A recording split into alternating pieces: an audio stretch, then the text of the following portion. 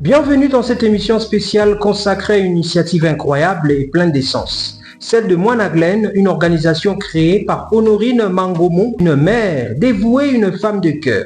À travers cette association, elle témoigne de son combat pour les enfants handicapés, en particulier ceux du Gabon, mais aussi à travers toute l'Afrique. Aujourd'hui, nous allons découvrir l'histoire poignante de cette fondatrice et l'impact qu'elle souhaite avoir sur la vie des enfants en situation d'handicap.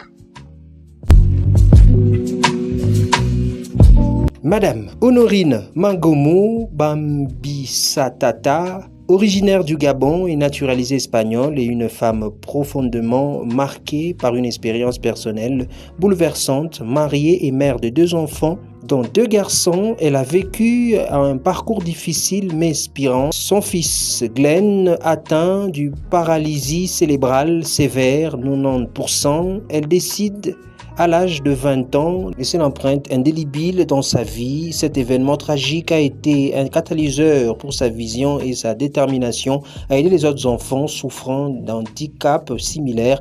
Mais au-delà de cette épreuve, c'est un voyage en 2015 au Gabon qui va être le déclencheur de son projet. L'origine de Moine-à-Glen. Pourquoi avoir choisi le nom Moine-à-Glen? Moine signifie enfant dans de nombreuses langues africaines. Quant à Glen, c'est le nom de son fils bien-aimé. La fondation, l'ONG Moine-à-Glen en Espagne et au Gabon, le 6 février 2019, est donc un hommage à son fils et son combat pour les enfants handicapés. Mais ce n'est pas juste une association, c'est un projet né d'une véritable vocation. Voyagé au Gabon en 2015, Honorine a pris conscience des énormes manques en termes de soutien et d'infrastructures pour les personnes handicapées en Afrique.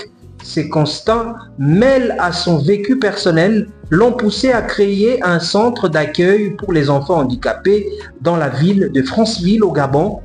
Ce centre n'est pas seulement un projet, mais c'est une mission de vie. Répondre aux besoins d'éducation des enfants défavorisés par la société, il s'agira aussi d'un lieu de soutien, d'écoute et développement pour ces enfants qui manquent cruellement de structures adaptées. Le centre Moine-à-Glen, le centre d'accueil qui se veut un refuge pour ces enfants, est déjà en préparation avec une base solide, un terrain de 1000 mètres carrés et une maison prête à accueillir les premiers enfants.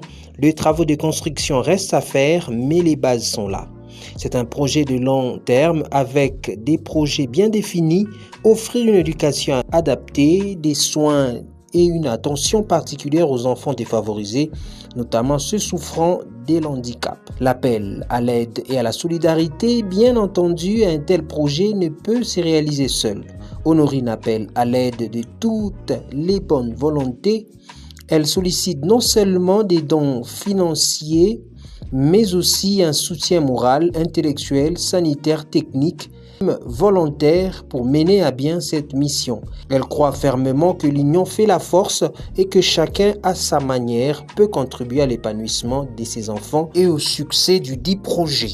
On a besoin d'une formation pour ces enfants-là, qu'ils soient demain indépendants, parce que maman ne sera pas là toute la vie. Ils doivent apprendre à se débrouiller, comme on dit, à être indépendants, je veux dire. C'est ça mon intention. Moine-à-Glen est bien plus qu'une organisation, c'est un symbole de l'espoir et de l'engagement d'une femme pour un avenir meilleur pour les enfants handicapés. L'histoire d'Honorine Mangomo est un exemple puissant de résilience, de patience, également et de dévouement envers les autres.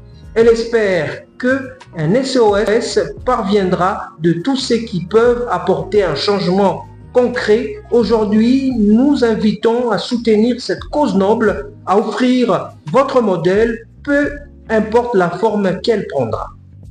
Pour plus d'informations et pour participer à cette aventure humaine, nous vous encourageons à prendre contact avec l'ONG Moine-à-Glen.